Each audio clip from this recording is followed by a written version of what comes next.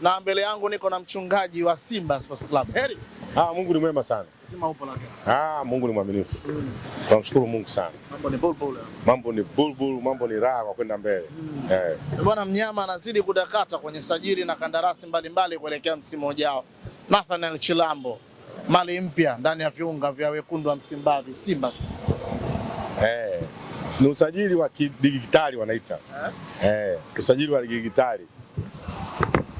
Ni usajili ambao kwa nje unaweza kuona kwamba sio, ila kwa ndani una manufaa makubwa sana. Maana ni plani ya mwalimu mwenyewe. Ni plani ya mwalimu, sababu mwalimu ndio akasema niletee huyu, niletee huyu, niletee huyu. Kama alivyosema Kasali abaki, kama alivyosema kwamba namtaka Chilambo, haya. Kama alivyosema namtaka kwa wachezaji wote ambao ameagiza yeye ndo kaletewa. Hakuna mchezaji aliyesajiliwa na kiongozi wala mtu. Wachezaji wote kawasajili yeye mwenyewe. Hawa ni wachezaji ambao mnawahitaji kweli wana Simba kwenda kuwapeperusha kwenye michuano ya kimataifa CAF Champions League, ama tutarajie silaha zingine zitakuja ndani ya viunga vya wekundu hao wa Msimbazi? Ngoja leo tunazungumzia kiutaalamu kidogo. Ligi yetu ni namba 5 kwa ubora, namba 6 kwa ubora. Lakini wakati tunaambiwa namba 5 au namba 6 tulikuwa tutaki.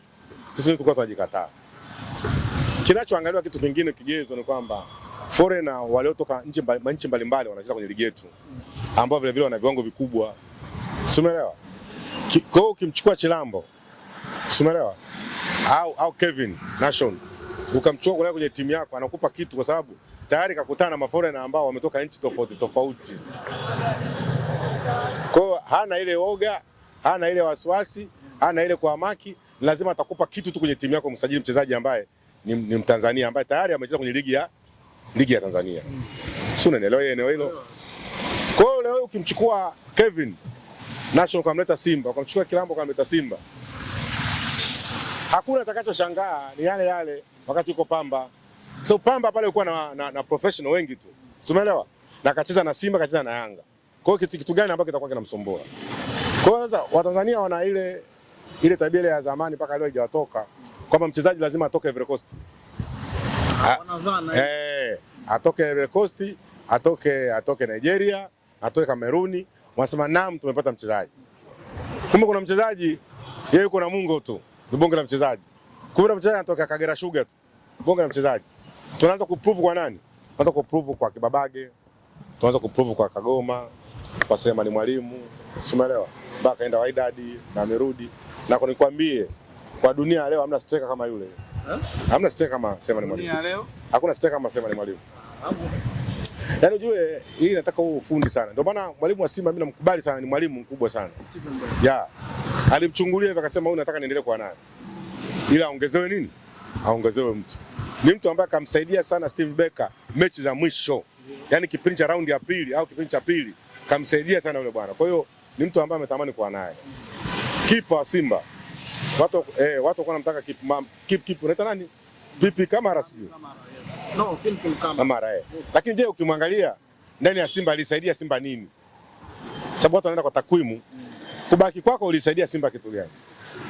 Watu wanasema mzuri, lakini alisaidia Simba nini? Simba ambaye aliwezesha kufika finali ya michuano ya kombe la shirikisho. Nikueleze kitu bwana. Siku zote bwana, mpira ni makombe.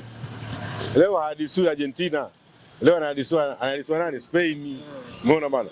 Unajua mpira ni makombe. Finali Yanga kacheza sana lakini bado hadisiwi. Mamelodi ndo kachukua.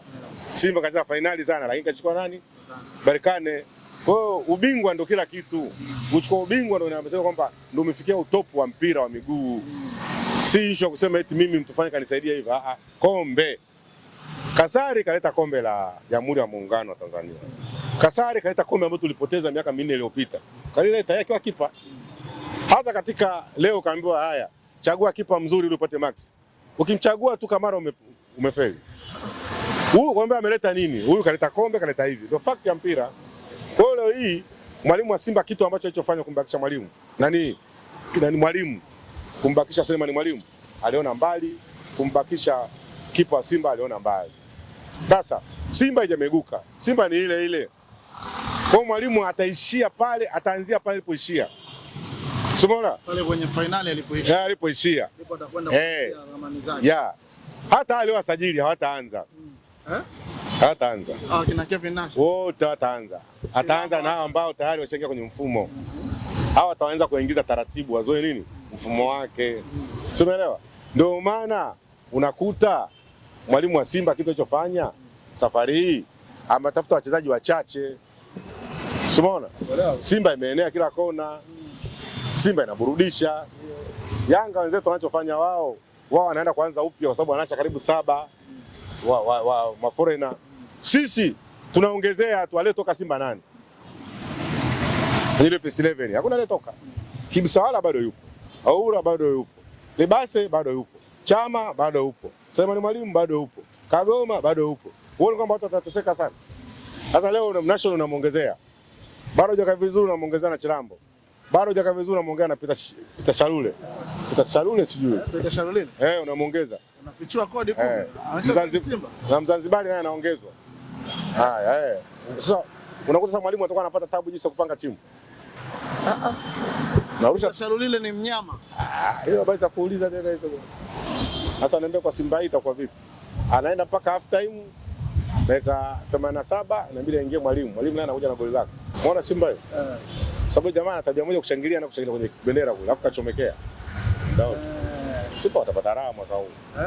Mfumo wa mwalimu wa Simba ulikuwa unahitaji sana striker, ila analazimisha kutokana na wakati.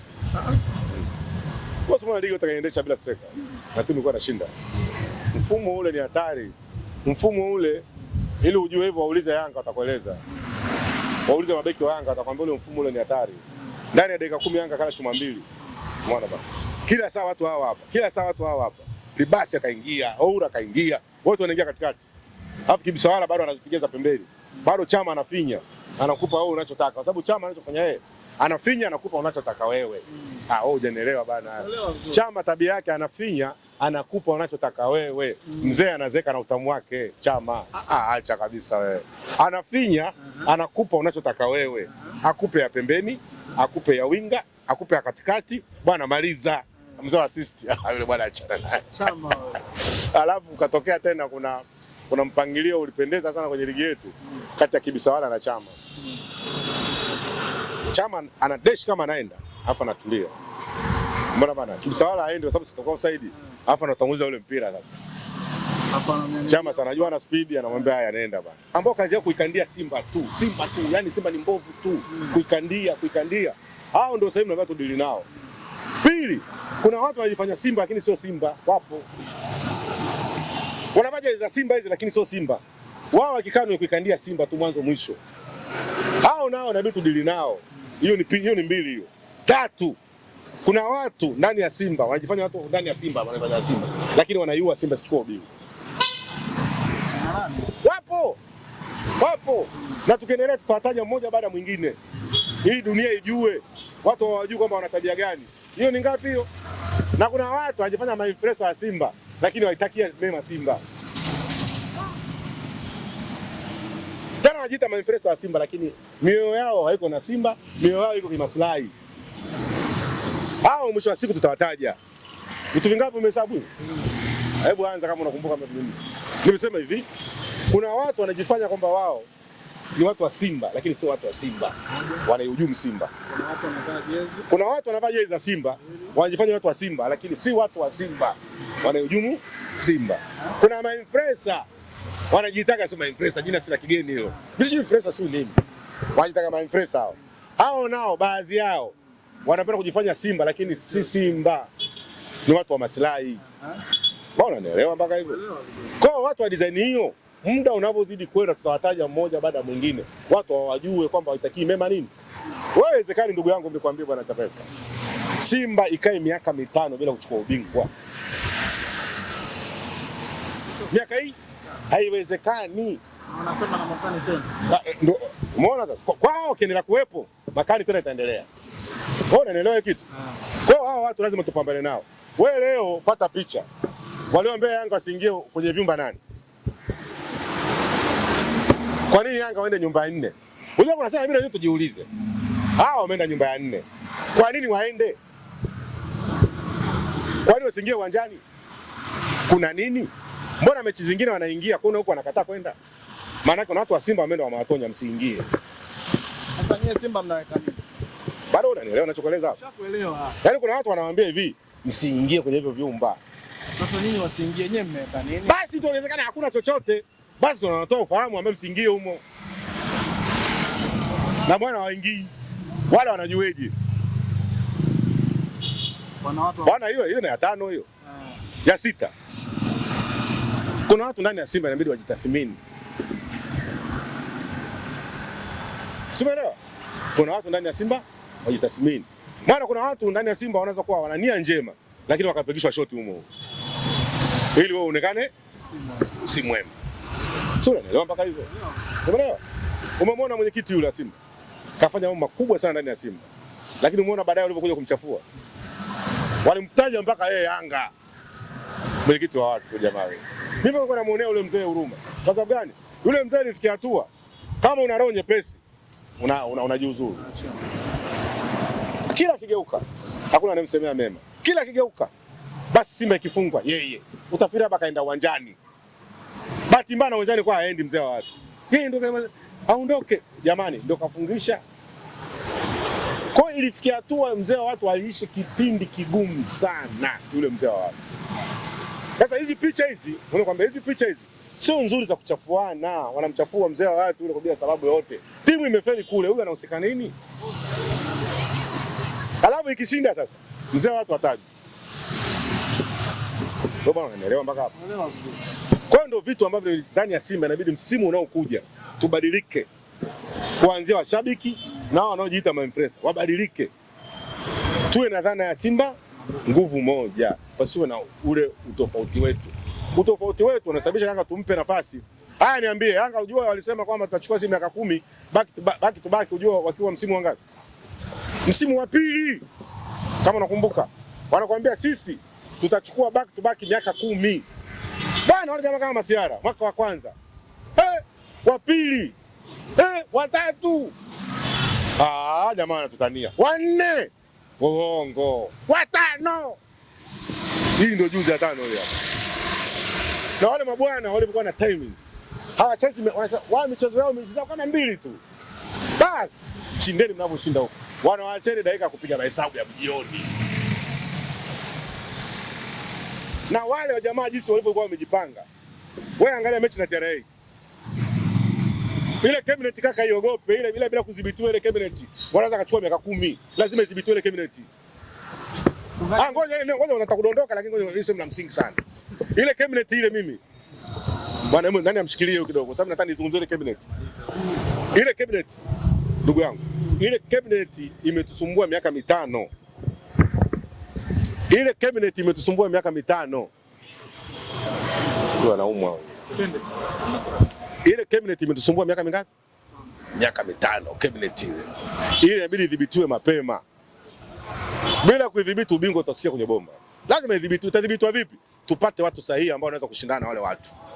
Waliopo sahihi kwa muda huu hawatoshi. Hujaelewa, waongezewe nguvu. Wapatikane watu wa kuongezea nguvu. Hao waliopo wanatosha lakini waongezewe nguvu ili tuweze kushindana na wale mabwana. Dakika 90 zinapofika mwisho, kelele zinapanda, hisia zinachangamka. Hapa ndipo kila kitu kinaamuliwa. Hii ni full time. Mchezo unaanza, unapanda na mwisho wake unaamua kila kitu. Full time ya Hotbiz.